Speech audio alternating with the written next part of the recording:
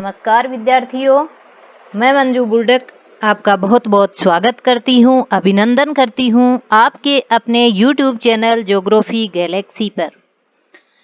तो आइए हम पढ़ रहे हैं इंडियन ज्योग्राफी, जिसमें आज का अपना नया टॉपिक होगा प्राकृतिक आपदाएं और प्रबंधन भारत के परिप्रेक्ष्य में।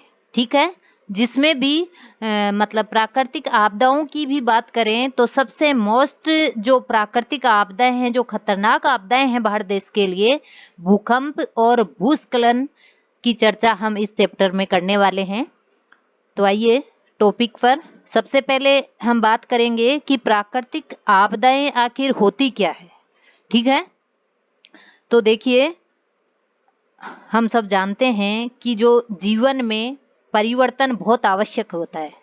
ठीक है, उसी प्रकार प्रकृति में भी परिवर्तन सदैव होते रहते हैं, और जिन परिवर्तनों से मानव के हित में कोई कार्य होता है, ठीक है, कोई मानव के लिए लाभकारी कार्य होता है, जिस भी प्राकृतिक परिवर्तन से, उसको तो बोल दिया जाता है प्रकृति का वरदान।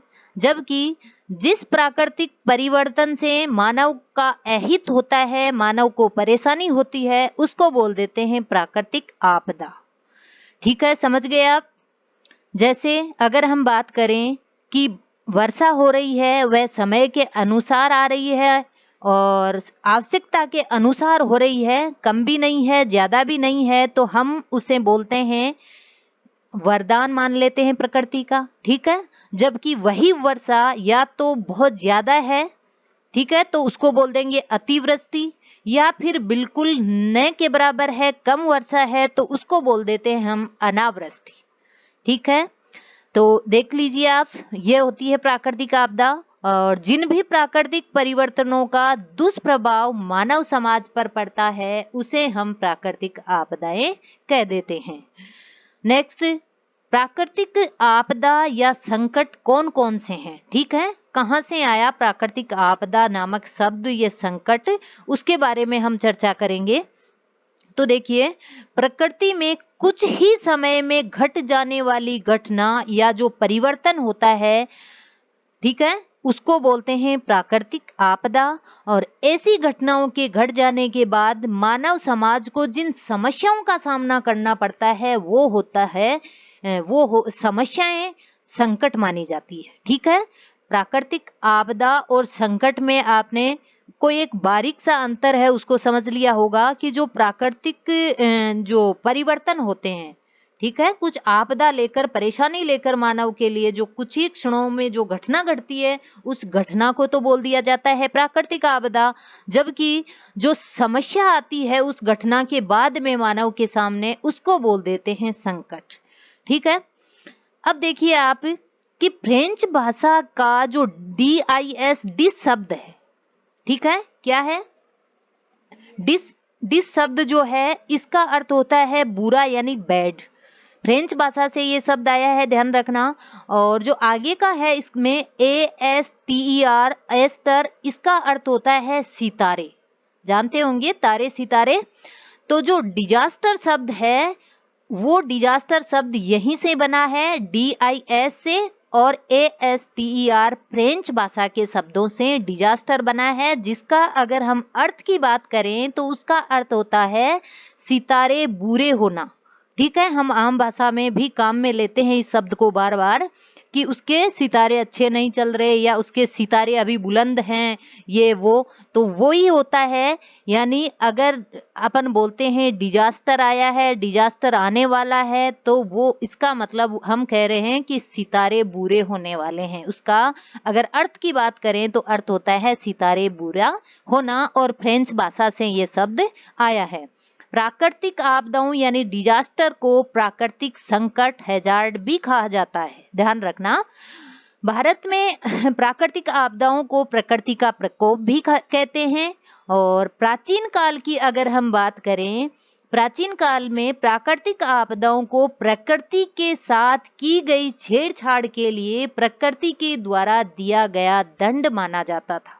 ठीक है, आज भी हम गाँव में यही चर्चाएं सुनते हैं। जब भी कोई प्राकृतिक आपदा आती है, कोई विनाशकारी घटना घटती है, तो लोग यही चर्चा करते हैं कि जब प्रकृति के साथ छेड़छाड़ करेंगे तो प्रकृति दंड अवश्य देगी। ठीक है, तो ये हुआ प्राकृतिक आपदा और उसके बाद में आने वाला संकट। इन दोनों चीजों में जो डिफरेंस है उसकी चर्चा की है हमने इसमें। नेक्स्ट है प्राकृतिक आपदाओं की उत्पत्ति के कारण। ठीक है, कैसे उत्पन्न होते हैं ये प्राकृतिक जो आपदा है वो, तो देखिए किसी भी प्राकृतिक आपदा की उत्पत्ति के लिए कोई भी एक कारण जिम्मेदार नहीं होता, जबकि बहुत सारी ऐसी घटनाएं होती है जो संयुक्त रूप से जिम्मेदार होती है। ठीक है, किसी एक कारण के द्वारा प्राकृतिक घटना नहीं घटने वाली होती है, बहुत सारे ऐसे कारण होते हैं जिनसे मिलकर संयुक्त रूप से ये मतलब इसके लिए जिम्मेदार होते हैं।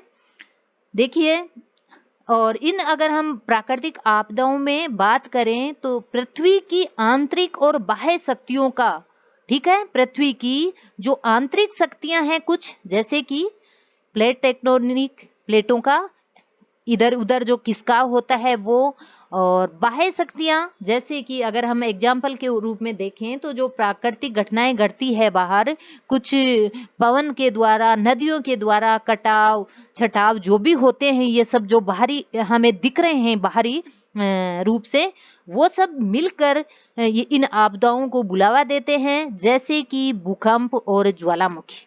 ठीक है, इन दोनों जो भी ये खतरनाक आपदाएं हैं, इनके लिए आंतरिक और बाह्य शक्तियां दोनों मिलकर काम करती है।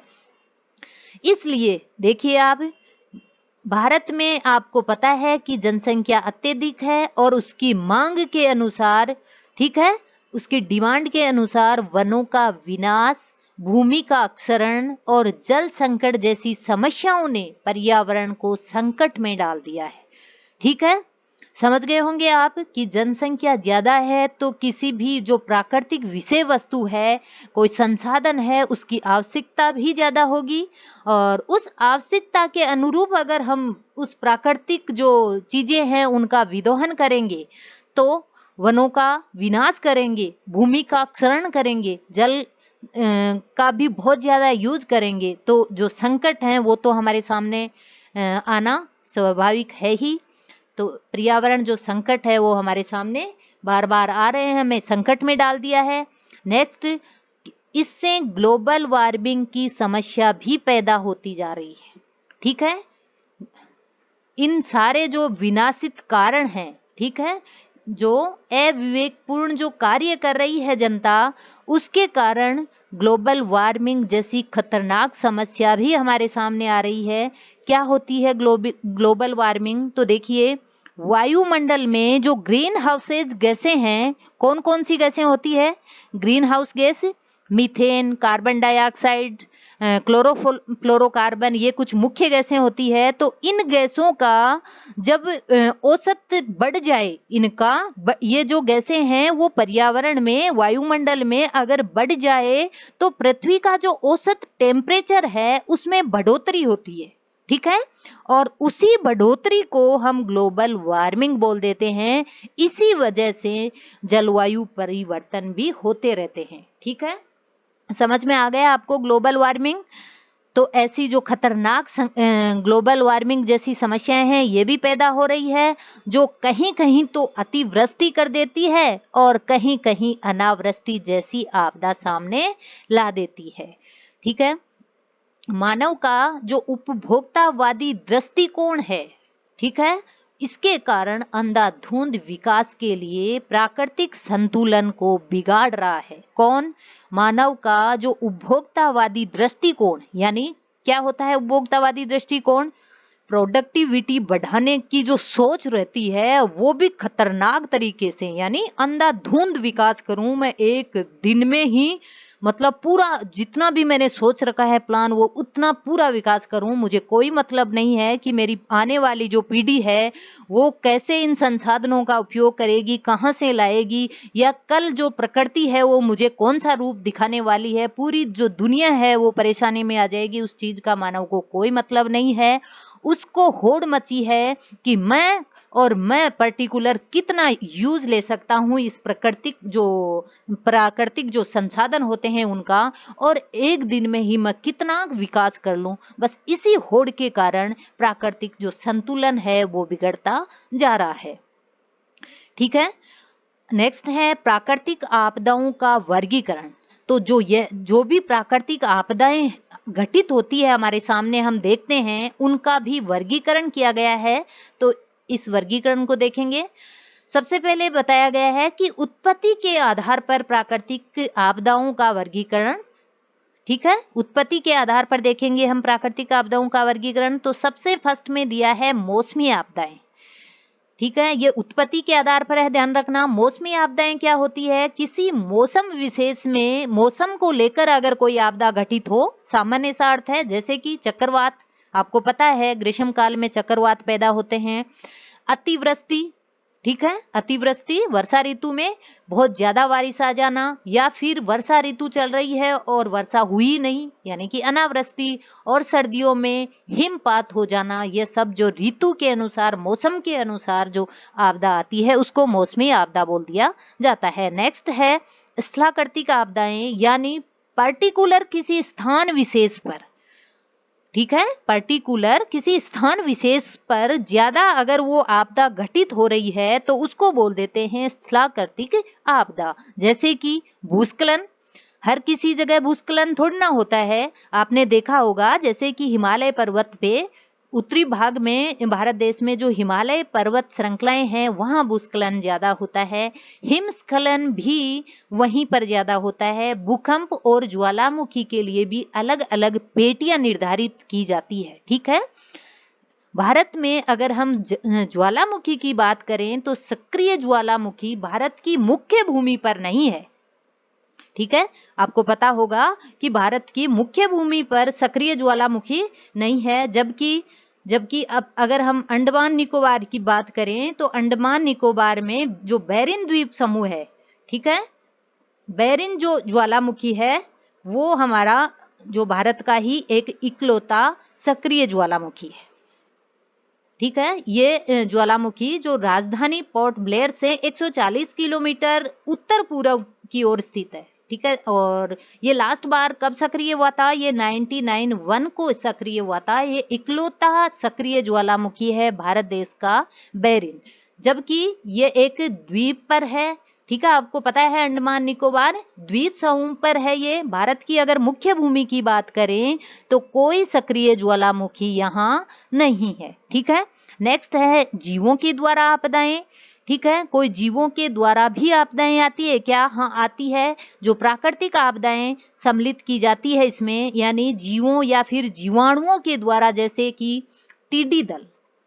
आपने देखा होगा टिड्डियों को, और नहीं भी देखा, इतने दिन भी नहीं देखा तो पिछले साल 2020 में तो आपने जरूर ही देख लिया होगा, क्योंकि टिड्डियों ने बहुत ज्यादा परेशान किया था। हम भी कोरोना काल में घर पर थे और एक दिन अचानक दोपहर के टाइम देखा कि एक अंधेरा सा, मतलब बादल सा हो रखा है, और 2 घंटे तक उनका जो ग्रुप था वो चलता रहा। कुछ नीचे गिरते रहे और कुछ आगे बढ़ते रहे, और उस प्रकार से ये बहुत ही, मतलब बहुत ज्यादा बड़ा ग्रुप होता है इनका। और जहां कहा जाता है कि जहां लास्ट में, अंत में, शाम के समय ये बैठ जाते हैं, जैसे जैसे अंधेरा होता है, जिस क्षेत्र में भूभाग पर ये बैठ जाते हैं, जिन पेड़ों पर या जिन फसलों पर बैठ जाते हैं, सुबह है वहां वो पेड़ ग्रीन नहीं मिलते आपको, वो ब्राउन में मिलेंगे आपको, क्योंकि एक भी हरी पत्ती उस पेड़ पर या फसल पर वो नहीं छोड़ने वाले। इसलिए जो टिड्डी दल है ये खतरनाक है। और भी जो अन्य महामारियां आती है जीव जंतुओं में, मृत पशु है, प्लेग है, मलेरिया है, ये सब क्या है? ये सब हैं जीवों द्वारा उत्पन्न होने वाली आपदाएं। और कोरोना आपदा भी आप अगर इसमें शामिल करो तो बड़ी बात नहीं होगी, ये भी इस एक महामारी का पार्ट हो जाएगा। ठीक है, नेक्स्ट, प्राकृतिक आपदाओं का प्रबंधन कैसे किया जाता है? तो देखिए, प्रबंधन की अगर हम बात करें तो प्रबंधन का आशय होता है कि संकट से राहत पाने के लिए प्रत्येक स्तर पर, ठीक है, देश में प्रत्येक स्तर पर जो जिम्मेदारियां होती है वो निर्धारित की जाती है, और उन जिम्मेदारियों को मतलब समयबद्ध कर्तव्य का पालन मानते हुए उन जिम्मेदारियों को निभाना ही एक अच्छा प्रबंधन कहलाता है। ठीक है, तो प्राकृतिक आपदाओं से जो संकट की घड़ी आती है, उसका मुकाबला करने के लिए देश और समाज की जो प्रबंधन के क्षेत्र में बहुत जिम्मेदारी और ईमानदारी से हिस्सा लेना होता है। और निम्नलिखित कारक हैं, नीचे कुछ कारक दिए हुए हैं, वो प्रभावित करते हैं इनको। तो देखते हैं कौन कौन से कारक है प्रबंधन को प्रभावित करने वाले। आर्थिक कारक, किसी भी देश, किसी भी राज्य, किसी भी महाद्वीप की इकोनॉमिक कंडीशन कैसी है, उसी हिसाब से उसका वहाँ का प्रबंधन होता है। आप सब जानते होंगे कि व्यक्ति की सकारात्मक सोच, ठीक है, कैसी पॉजिटिव सोच है, जो भी सरकार है, जो प्रशासन है वहाँ मैनेजमेंट करने वाला, उसकी सोच कैसी है, सहयोग की भावना लोगों में कैसी है, और सामाजिक ईमानदारी के साथ हम कितना कर्तव्यनिष्ठ रह रहे हैं, और प्लस भौगोलिक परिस्थितियां कैसी है। ठीक है, उस क्षेत्र विशेष की भौगोलिक परिस्थितियां भी अनुकूल होनी चाहिए मैनेजमेंट के, तभी हम अच्छे से मैनेजमेंट कर पाएंगे। नेक्स्ट है परिवहन और संचार के साधनों की स्थिति भी वहाँ की जितनी अच्छी होगी, मैनेजमेंट उतना ही अच्छा होगा। और जनसंख्या का घनत्व तो इसमें महत्वपूर्ण कारक है ही है। बहुत ज्यादा जनसंख्या होगी तो अच्छा प्रबंधन नहीं हो सकता। इसलिए ये कुछ प्रबंधन के प्रमुख कारक हैं, ध्यान में रखिएगा। नेक्स्ट, अब हम उन दोनों जो आपदा है, भूकंप और भूस्खलन, उनके बारे में चर्चा करने वाले हैं। लेकिन इस चैप्टर में इतना ही पढ़ेंगे, इस लेक्चर में इतना ही पढ़ेंगे, क्योंकि ये काफी फिर बड़ा हो जाएगा। तो अगले लेक्चर में कर लेंगे हम भूकंप। तब तक के लिए धन्यवाद।